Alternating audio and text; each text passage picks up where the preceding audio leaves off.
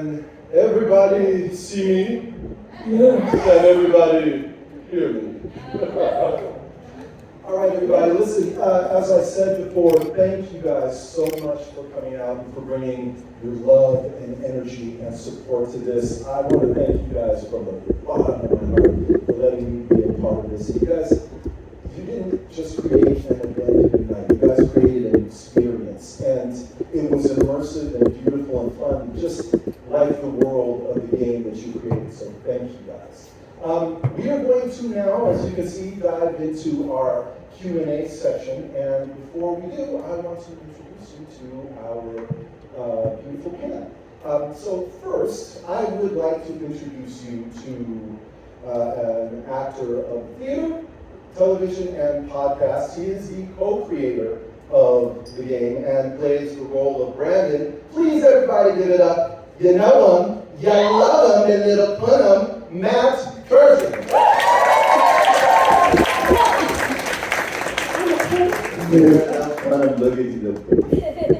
And next up is an award-winning actor, writer, producer. She is the other co-creator of the game, and she plays the role of Eva. And please, you guys, do not fuck up the pronunciation of that name, or she will beat your ass. I know from personal experience. She's a badass warrior, but an even more badass filmmaker. Please, everybody, give it up. Lauren Henning.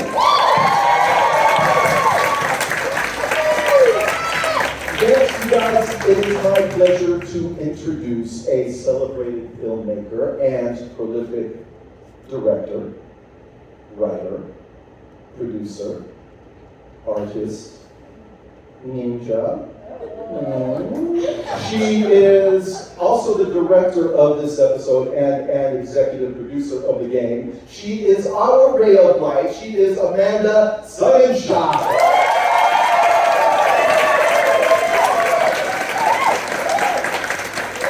Next, you guys, we have an award-winning queer producer, actor, and content creator. She is an executive producer of the game, and she also plays the role of Bear. And though she be but little, she is fierce. Give it up for Maggie Jorgenson! And last but never least, he may be number 5 on the call sheet today, but he is number 1 in our hearts. He is a world-renowned cinematographer and Steadicam operator. He is also the cinematographer and the producer for the game, and has probably the coolest candle I have heard in a long time. This is Merlin Showalter.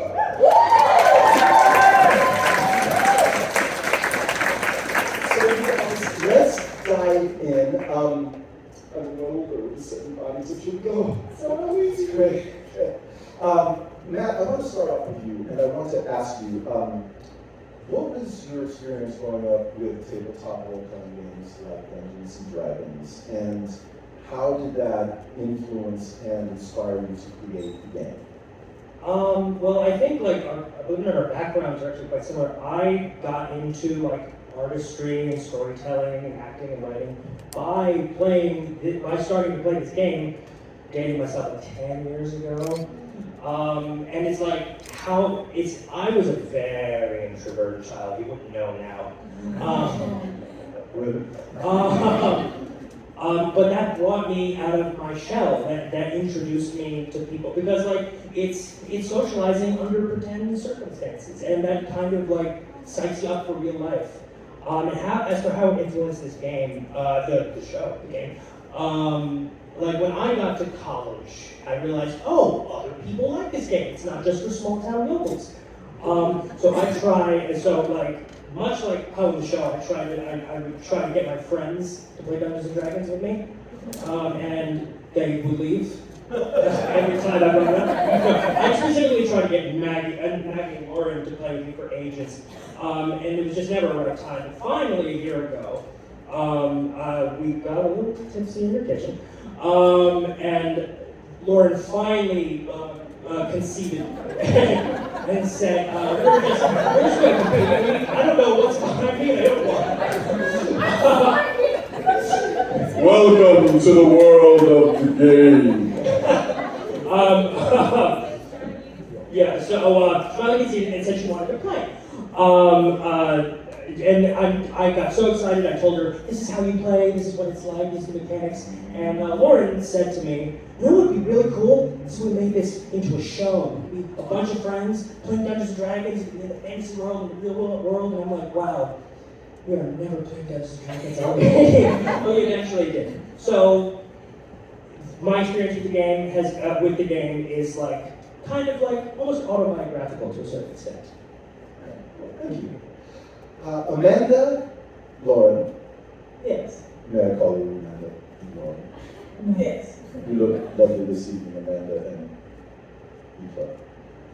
I want to ask you guys, how did you guys create a show that isn't just a niche for a built-in audience? I mean, for instance, you have people who have been playing tabletop role-playing games for decades. So you have people who don't just have a baser understanding, but a very advanced knowledge of the world.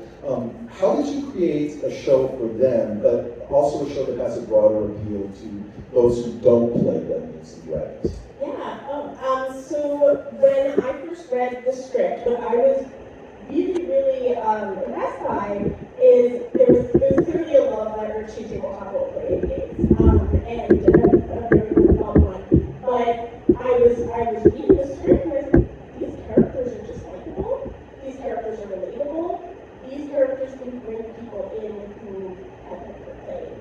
And so I think that the script does this excellent job of towing the line between being a show for fans and being a show for anyone.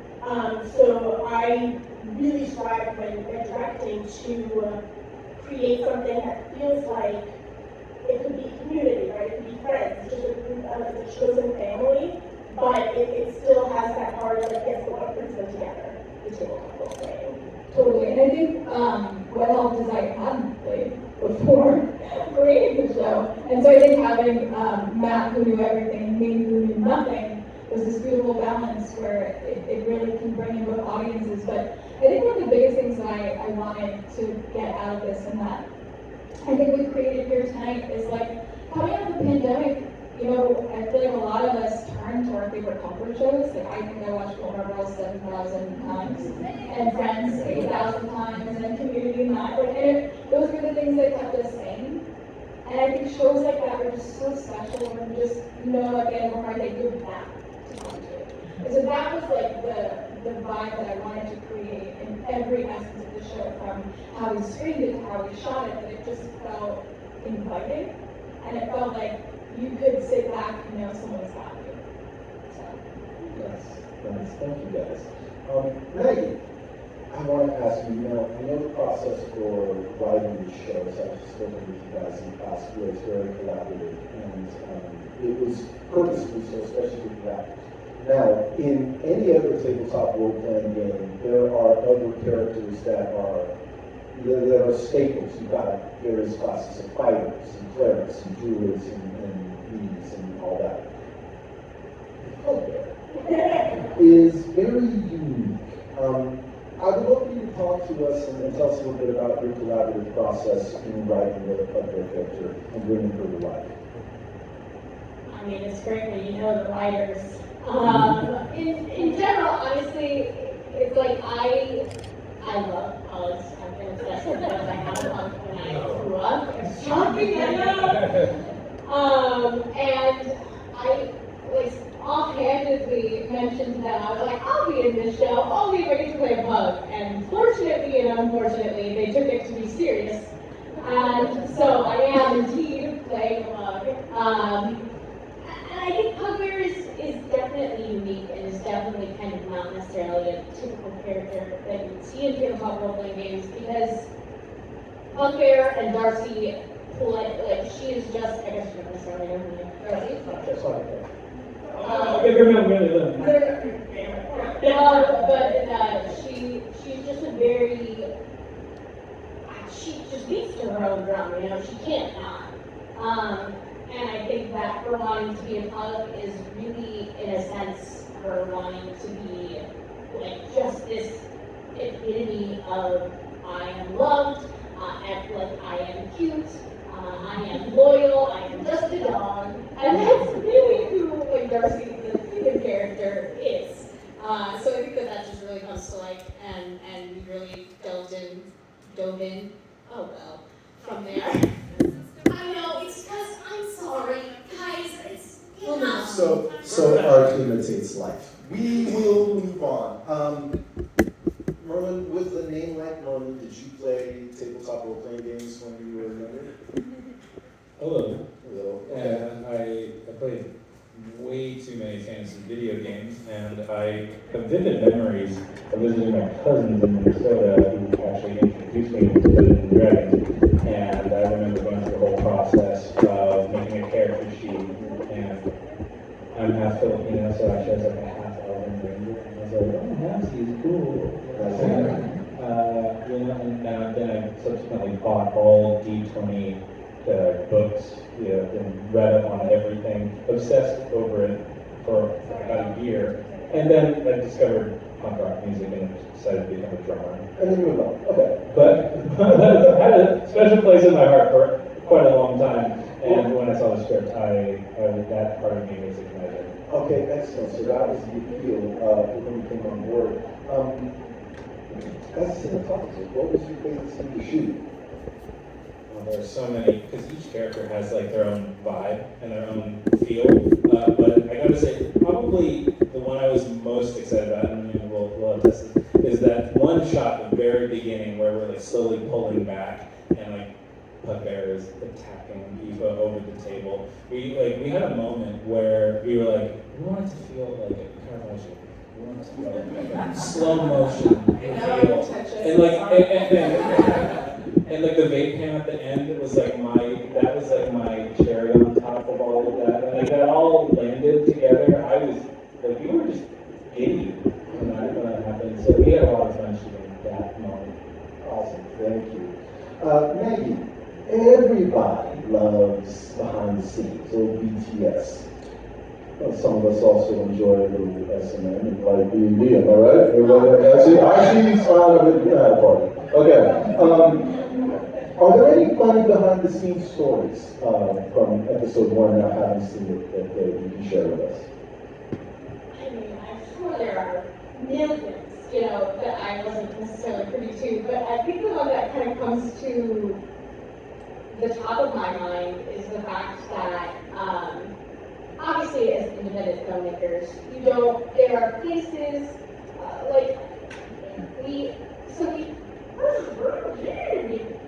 as an independent filmmaker, there are times in which you shoot public, and any sort of time, there are times in which you shoot public, and that kind of just puts you in a space in which you can't control everything. So we shot, obviously, half of this outside. And the parts that were shot outside, it's like 80 degrees, we're all in like heavy, kind of like very fantasy garb, everyone's like sweating through it. And there are just hikers, hiking by, kind of staring at you as you're doing this. So one of the stories that I remember is like this couple was hiking this trail that we were on, and they watched us go through a shot, and then once our director, Amanda, cut, they were like, is this the right direction to get on the blah blah blah trail? And we were like, sure. And we never saw them again. Once they got there. So it's just kind of fun shooting outdoors, and I mean, all of the mishaps of costumes, I'm sure our costumer was livid with us because we were all like in dirt and like sticks and mud and just trying to keep as clean as possible. Shooting outdoors is not ideal, but it must be. Absolutely, thank you. I want to switch gears and talk a little bit about the technical aspects of filmmaking. So I want to pose this question to both you, Amanda, and Miriam. The series takes place between two worlds. What went into making those environments different, stylistically, and how did you not only create two worlds, but find a way to have them both coexist in the same shot, or rather in the same piece? Yeah, so when I read the script, I was like, okay, and I talked to Lauren and Matt a little bit about their vision. I was like, okay, great. We have two distinct worlds here. We have the community, friends, whatever, like chosen families sitting around the table, single can comedy, and then we have like Lord of the Rings epic fantasy. How do those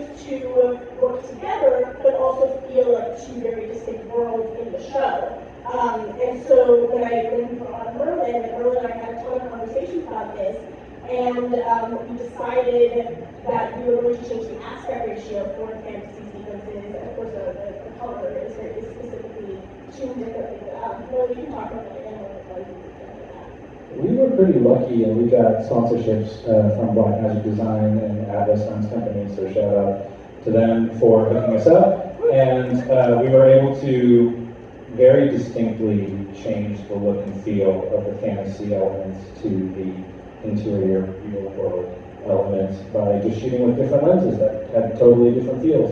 And that was a big part of it. Another big part of it, and a very fond memory of mine, was that evening that we had at one of Maggie's apartment. I brought over my laptop and I used this app called Shop Deck where we had like a whole folder of reference images from movies and TV, and basically over several glasses of wine, Amanda and Maggie were basically like, yes, yes, no, yes, yes, yes, no, yes, and then I would just distill all those frames into what eventually became the look of our two distinct worlds.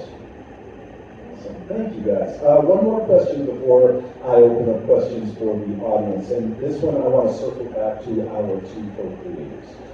So Lauren, Matt, y'all have written the whole series. Without giving too much away, what are some things that you might be able to expect this season and in future seasons? And what is going on? How is it moving forward? Yeah, so as you all laughed about our game master starting a game where he doesn't want anyone to share their personal details, good luck. Over the course of the season, each episode really you get to dive in the same way that we spent some time getting to know the game master individually with each of our 6 actors and getting to know a little bit more about why they're there. So over the course of the season, not only do they completely break this rule and totally get to know each other and maybe go to Coachella, the whole season really is about the game becomes less important to the friendships that develop around the table. And a lot of the battles that each of them are dealing with in their personal lives, they bring, and as we all do, they bring them to the game, and they really drag them out through the game. So I think that's a good I know this one, so good one. Yeah, what we get into is like the central philosophy or conceit of the show is over the course of the season, all the characters come more into contact with the game, and they start to understand it more, and like going into it, they kind of enjoy the game the way most people on the surface enjoy the game. Like, it's a fun game, you get to romp around in a fantasy world. But strange enough, that's not really what makes games like Dungeons and Dragons fun. It's not, the game is ironically not about the game, it's about the people you play it with. Like, it is something you literally cannot do by yourself. You can try, you can be that sociopath. I've definitely tried to play the game by myself. God, I was a teenager. You're meant to sit around the table and share your energy with other people, to have your own personal agency in a communal narrative. And it brings you closer to people. I'm not kidding when I said, like, Dungeons and Dragons literally taught me how to be a person and connect with others that outside my immediate family. Thank you guys. Awesome. I want to open it up to anybody in the audience who might have a question. I see a swarthy gentleman here in orange. Hold on, let me make my way over to you. No, I like this slow walk. It's dramatic. Okay, question for Merlin. What kind of black magic camera did you use? Black Magic was kind enough to loan their Ursa Mini G2s, and we specifically asked for those because we needed to have different interchangeable mounts because we have different lenses for the real world and lenses for the fantasy world. So we needed some stuff that shot raw because we wanted the highest quality possible, also high frame rate is with the whole silly shot of the attack over the game table. We wanted to shoot that in slow motion. So those cameras checked all those boxes, and after some minor begging, we were able to secure those great cameras. Thank you. Anybody else? Question for over there. Hold on, making my way over. That speaks to happiness. Yeah, here we are. Hey, Sailor. Hello. My question is more focused on the game. And I'm curious, with a party, it's always really hard to like figure out who wants to play what, like classes. So I'm curious, how did y'all figure out who's playing what class, who's playing cleric, and all that stuff? We started with like what were the personalities we would want at the table, because the core of the show is the friend group. So we decided who everyone was in real life, and then we thought to ourselves, what is the funniest combination of real human to fake human? Because, I mean, all the love in the world to Garth Sodetani, who plays Double. Like, him playing him, like, in a wizard's robe, it's just the funniest thing in the world. Him being the muscle wizard, that's our favorite in show. Him, like, beating back enemies with just a stick and not actually thinking to cast magic, which is what he does. And it's hilarious because if you play Dungeons & Dragons, you know that the wizard has the least amount of hit points out of everyone. So he's this big dude, like literally twice my size and width. But like a light breeze could knock him over in the game world and he'd just be dead. And I find that so hilarious. So to answer your question, people first, and then we went with what was funny. Okay.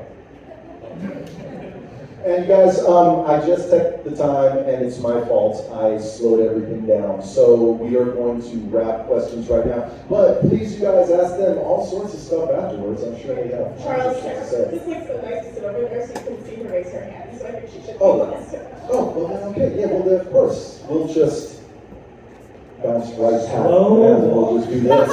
Dramatic slow walk across the stage. Wait, one more time. Slow. And here you are. Dear Daddy. I know you guys have since started playing D&D. Have you fallen in love with the game and how? That's a great question. I actually played 2 weeks ago with my sister. And it was really fun. Matt made it a murder mystery because he knows we love murder mysteries. We were so bad. Oh my god, every time I was like, I thought you would get it. We didn't get it. We spent 7 hours and barely solved it. It was pathetic. And then Maggie was also playing, and she got into 3 fights because she just kept hitting people. And it was honestly a train wreck, and I'm terrible at it. And I just spent the whole time freaking out that I'm going to die. But it's really fun. To sum up Lauren's answer, yes, we really enjoy playing it. She lost a fight with a rock. I just want to say. We got it. Alright, so we're going to actually dive in now to our stage reading. So our actors are going to come on stage. Thank you guys so much. So you guys already know Lauren Henning, Maggie Jorgenson, Matt Curtin. But we also have Garth Sodetani as Dumbledore. We have Amber Lee as Sasha Slaughtertail.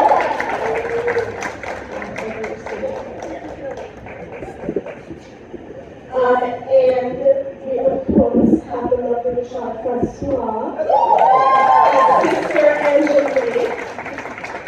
And then we have Bill Block as our tax collector. And we haven't said you. Oh, I did it to Amber. So this is episode 2. So right where we left off last.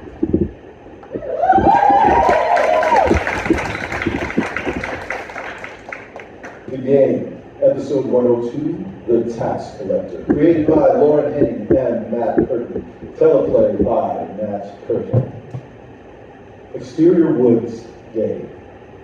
Eva crouches in the bushes, cool, collected, and powerful. She notches an arrow and pulls it back. She's going to make this shot. She's going to save the day. She is the protagonist. She releases the arrow. It falls out of her hand. Across the battlefield, the players surround the tax collector, armed with only a sword. He is kicking their asses. At one point, he beats back Sasha, Angelique, and Dumbledore. He locks eyes with Bugbear. She flees. He chases her around in circles. Oh, leave Bugbear alone, you scary, scary man!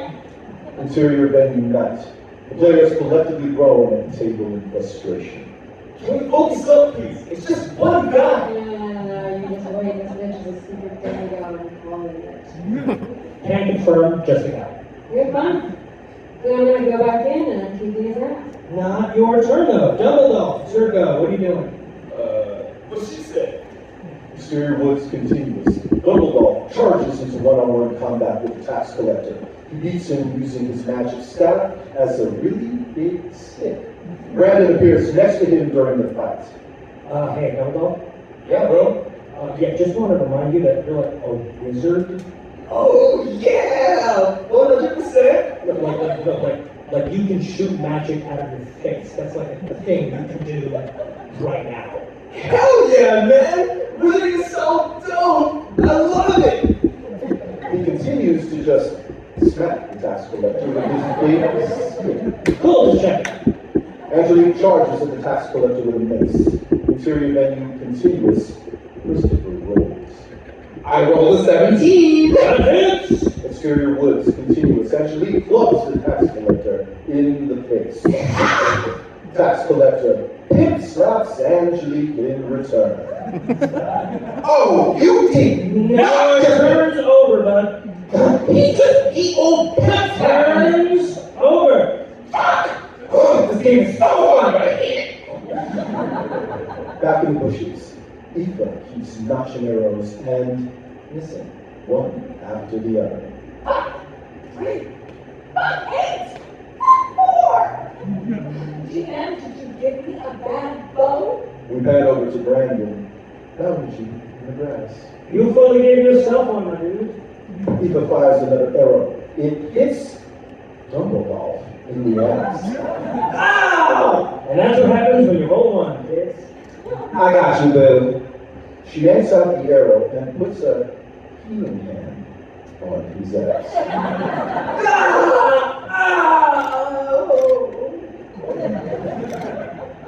That's better. Thank you. Yup. Oh.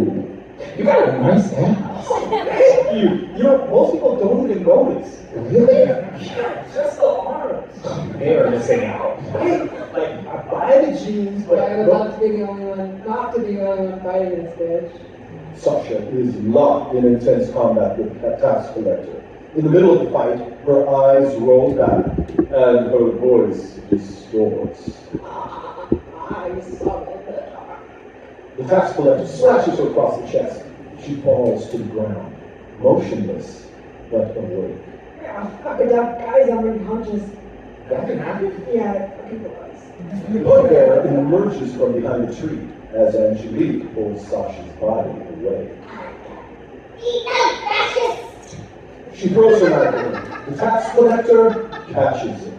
He turns his attention to her. No. Stay up! He chases her again. He's chasing Bugbear again, help! Aoife, watching this, drops her bow and draws her sword. She emerges from the bushes. Face me. The tax collector notices her. They square off. Hold up your coin or cough up your blood. How about you? They cross swords, exchanging blow for blow. Aoife is living for how awesome this feels. She's enjoying herself. They lock swords, but just when it looks like Aoife is getting the upper hand, the tax collector draws a knife in his offhand and stabs her. She slumps to the ground. Dumbledore takes his chance to sneak up behind him and snap his neck. Next! The tax collector falls over dead. Dumbledore celebrates air humping. Woo! Let's go! Let's go! Cover these nuts, asshole! Say my name! Say my name! That's what you get, cause you dead, son! Yeah! Bow down, sucker! That's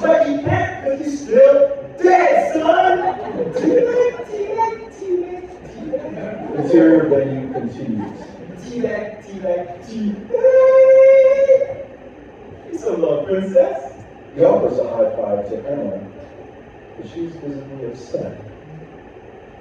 What's wrong? She's dead. What? The tax collector rolled a natural 20. That means a critical hit and massive damage, 0 hit points, instant death. Exterior woods continues. The players gather around his dead body. No. It's okay. This is why you play the healer, kids. I got you, girl. Monothea. Holy bomb-ass bitch of life. Don't fail me now. The moment is very serious, until Brandon appears and holds out the passageway. Roll it. She does. The wind leaves her sails. 1. So what happens? How should I put this? Eva snaps awake as the zombie and lunges for Angelique. Everyone screams as Sasha immediately runs her through with a sword. She falls down, dead, again. Why did you do that? You made her a zombie. You killed her back to that. And you made a zombie. See, my shit was an accident. That was deliberate, what you just did. Yeah, well, she's gonna eat your face. You do not know that. It could have been a hug. She lunged at you. She sat up, like to hug. Like, here, let me thank you for this profane half-life you've given me. It could have been so much worse. Like Soul Surfer. Have you not seen Soul Surfer? Guys! Interior venue continuous. Emma looks very upset. Is there anything we can do? Like a health potion? You're in the woods. I'm sorry. Well, the sister, right? She can just, like, do the breathing again, right? Like, again and again, so it works. She can't. I can't. Why not? That's not how it works. Who cares how it works? It's some Game of Thrones shit. Just say that's how it I want you to works. stop, okay? Beat. Emma collects herself. I'm sorry. No, it's fine. I'm just stupid. And these things happen. Oh, same. We can roll up a new character for you, real quick. No, it's great. Sure, we can totally do that, like, right now. But I mean, like, the only difference is like, all of this, right? And that's all, which is fine because I can just make another. She's just not going to be trained by the Guardians of Ale or be driven to avenge the death of her family or have an asshole prince as her arch nemesis. She's just merely some random character I come up with in the next 15 seconds and not have a complex backstory that took me a week to write, and it took me 12 days to draw her correct. Whatever, right? I mean, who cares? I know she's cool. Who cares? I don't care. Silence. Yeah. Come on, man. Sure it happens. I can't, and I won't. This game has consequences. That's why it's fun. No, it's just What? It's not what?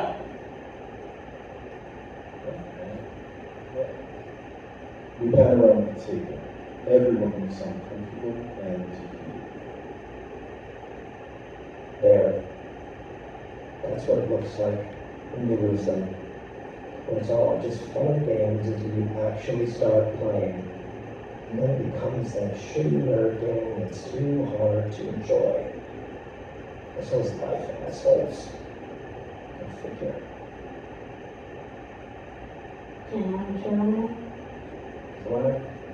Can I try playing mononucleosis? Oh, wow, okay, there's no way you thought that was right. I can't. I mean, you're a punk. Beat. I'll get them here tomorrow morning. Fine, up there. As you kneel to pray next to Sister Angelique, I want you to take 3 D20s. That's 3 20-sided dice. I only have one. Take mine. Okay, Bugbear, here's what I want you to do. Roll all three of those at the same time, and let me know the result. She does. All right, that's one. What are the other two? No, they're all fine. Brandon, Christopher, Emma, and Astrid all look at her wide-eyed.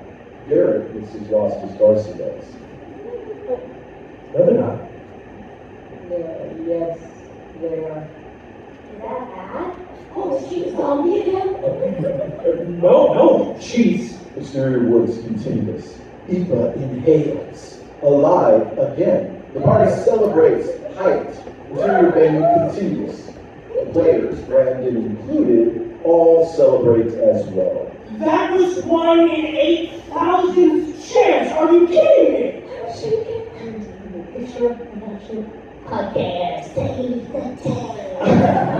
I guess so, and yeah, look, that's when you're dead, and your companion newly returned to life. I mean, I hate to be that guy, but that's the end of the session. Well, when do we meet again?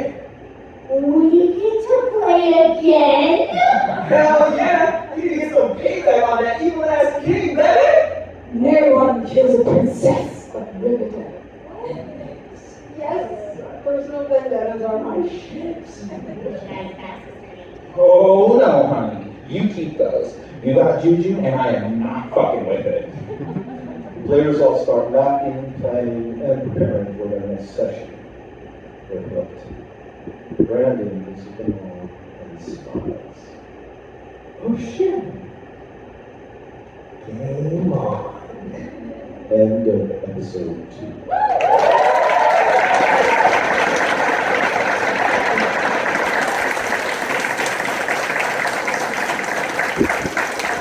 All right, you guys, I'm going to turn it over to our brilliant cast, but that is it for everything planned. We're going to go into the raffle now, correct? Okay, you guys, take it away. Thank you, everyone.